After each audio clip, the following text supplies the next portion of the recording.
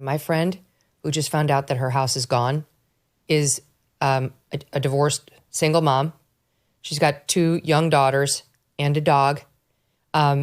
She just told me, I asked her, describe your neighbors. Mainly elderly, retired flight attendant, a retired family practice doctor, a real estate agent, a retired social worker, retired college professor. These are normal Americans. They're not rich. They're not at the bottom. They're just normal. This is a middle class neighborhood that is gone. And I guarantee you, not one of them had insurance, and they're elderly too. So how exactly is it that the retired flight attendant is now going to rebuild her life and get her things back together? This is a nightmare that was foreseeable. And let me just tell you, because what Trump, he hates Gavin Newsom, totally understandably. It's fine. I agree with him. I understand why he calls him that, and I have no issue. But he and Gavin Newsom have been fighting over things like this for quite some time now, about a disagreement on how to prevent against this. And there's a clip that's going viral on X right now from 2018 when Trump was president. He was standing in a forest with Newsom. Look at this. There's been a lot of study going on over the last little while, and I will say I think you're going to have, hopefully this is going to be the last of these, because this was a really, really bad one. And I know Gavin's committed, we're all committed, I'm committed to make sure that we get all of this cleaned out and protected. We've got to take care of the floors, the floors of the forests, very important. Right. You look at other countries where they do it differently, and it's a whole different story. I was with the president of Finland, and he said, we have a much different, we're a forest nation. He called it a forest nation. And they spend a lot of time on raking and cleaning and doing things, and they don't have any problem. I mean, it's a fair point, and it's a debate that's been had many, many times with mostly conservatives on the one side saying, get in there and do the advanced cleanup and the culling of the trees in the forest that needs to be done to keep people safe. And left-wingers like Gavin Newsom pretending that they're just such tree huggers, they don't want to do it. But meanwhile, how many trees just burned? How many homes just burned? How many people just lost everything, not to mention potentially their lives, because we wanted to let that 50 feet worth of trees stand instead of culling the area? If I can go backwards on one small thing, which is, I think, a really important thing. Matt said something that I very rarely hear him say, because I've known him for a very long time, is that something is un-American. And I think that he's right about that, because I want to just point out that, as you said, Megyn, and as Matt said about his friends in the kind of Pasadena area, not all these people are rich. But my response to that is, yes, that's clearly true. But also, who cares? Yes. What if they all were rich? That is fine. I didn't grow up rich. I'm not rich now. I have no special fealty to a class of, a social and economic class of people. That's not my concern. But I mentioned our friend Kennedy, and on Twitter, someone responded to her talking about her house potentially burning down, and someone responded, "Sucks to be rich." And to which Kennedy responded, "Go fuck yourself," which is an appropriate tweet, by the way. Well, no, her normal is eat a bag of dicks, so that's clean for her. I think that's the next one that's queued up. Yeah. But this is a bit of that, Luigi Mangione kind of class warfare that we have kind of accepting these days. Like, well, if it's rich people, then who cares? They can pay for it. Well, that's what I heard when I was in Wisconsin. The day that Donald Trump was there after the riots, burning down swaths of cities in Wisconsin. And people said, well, they have insurance. And it turned out a lot of them didn't have insurance. But even if that were the case, there are memories there. There are, family photos. There's your entire life. And for someone to say, well, you're in a high tax bracket, so it doesn't matter as much. I agree with Kennedy that these people should go fuck themselves. So, I keep thinking about the fact that California is a place where they plan to do things like outlaw cars that run on gasoline. like these really sweeping, ambitious prohibitions that are aimed at transforming the nature of the state itself and trying to capture the future. It would be wonderful if they adopted that sort of approach to fire mitigation, like something audacious and aggressive that they continue to talk about year over year.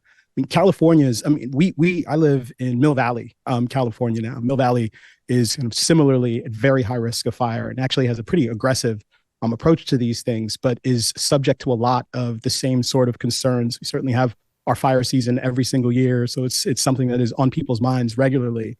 But there is obviously a need for much more than what's being done currently. And I think a lot of people hear talk of sort of climate change in the context of these conversations about wildfires and imagine that mitigating climate change is kind of enough to address this, in which case doing something about fossil fuels will perhaps help to mitigate this problem. And it does not. It is not nearly the same thing. And you actually do need more of a serious focus on this. The other thing that I think a lot about now is at what point, if they don't do something dramatic and audacious, they have to just stop rebuilding in certain places because if you won't do the things that are necessary to make it feasible to live there in the long run, then perhaps you just kind of give this space back to the wild and allow it to have this natural process. These fires rage annually. Crazy it is a thing to that think happens. about.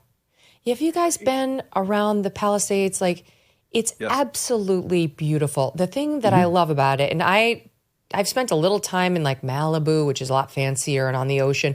But the thing I love about the Palisades is it's all these really cute, charming little homes. You know, there are a couple of the grand estates and so on, but like for the most part, my experience there is it's these really pretty homes. Some of them have the Mediterranean roofs. It's the stuff you read about when you think about LA from like the 1950s and how people had these little haciendas and they were, it's so much Americana there, just utter charm around every corner. And not just thinking of it just burned to the ground like some dystopian horror film seems impossible. Go ahead, Matt.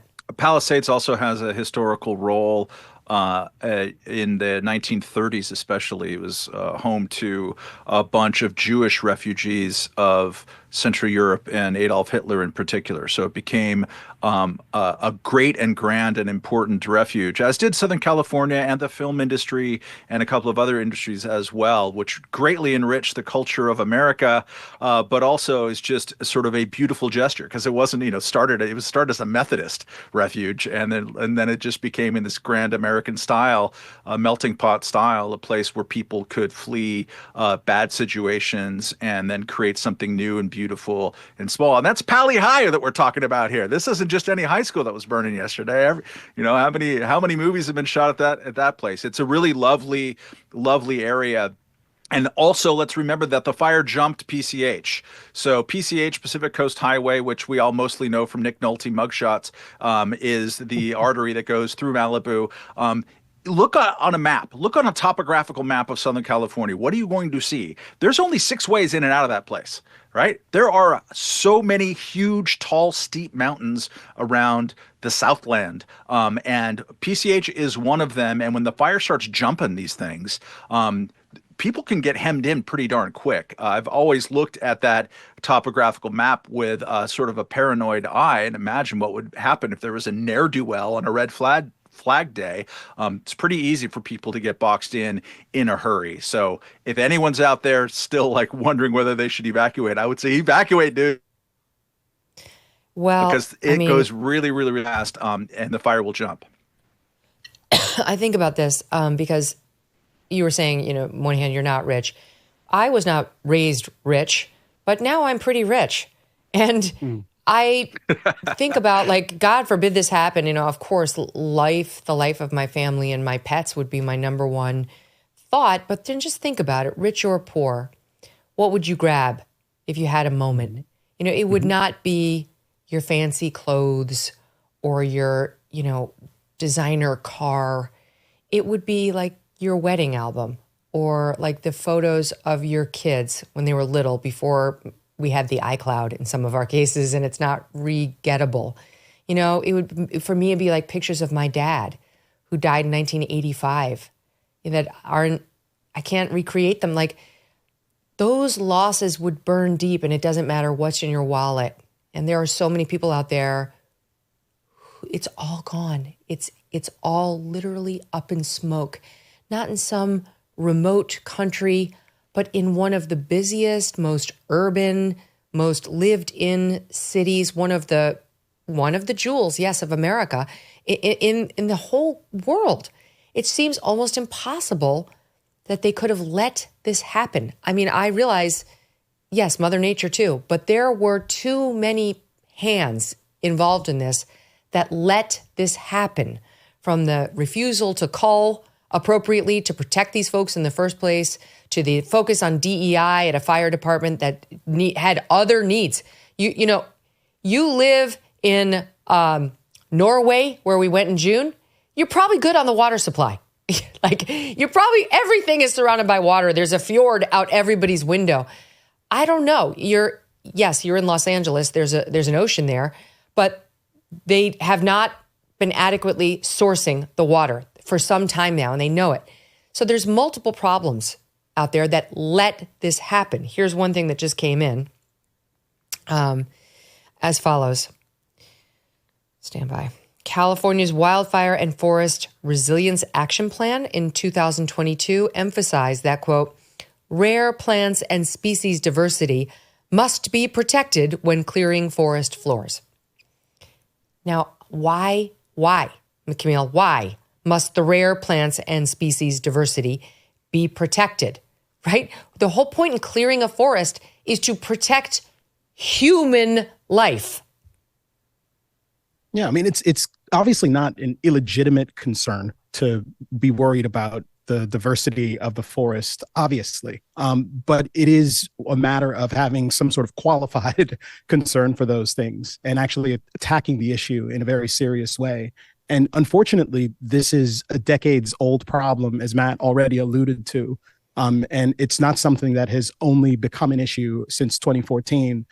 So the fact that there are these particular moments where the current thing is some unique set of social concerns, whether it be environmental concerns or it be something related to race and racial justice, the fact that there are all of these other distractions is important and noteworthy.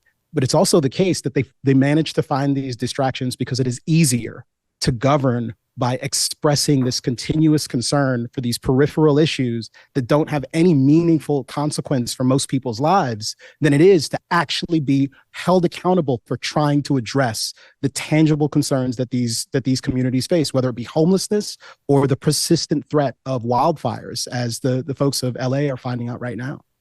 I think can I follow up on the that? Following, guys, is Megyn, let me just jump in for 1 second. James Woods has been on the program multiple times. He's a friend of the show and of mine personally. He's been posting on X prolifically about this as the fire came right up to his home. Here he is speaking about it. This just aired on CNN. Like an inferno. Every house was on fire around us. And, he got him out and the house burned down about an hour later. He would have been in there alone. It was just... And then Robert called us and told us that house had gone and the house below that and then the house on the other side. And then at 11:49 last night, all the smoke alarms in our house alerted our phones that our house that we had just renovated for 3 years and had just finally moved into about 3 months ago. All the smoke alarms are going off. So I'm not clear. I think James may have lost his house. He may have lost his house now. Yeah, he just tweeted, "We renovated a home after COVID and just finished last month. To all the lovely people offering care and love, I'll say this. There is no possession as priceless as friends and good neighbors during a tragedy. I can't believe the blessings we enjoy, and I am humbly grateful." Oh, God bless him.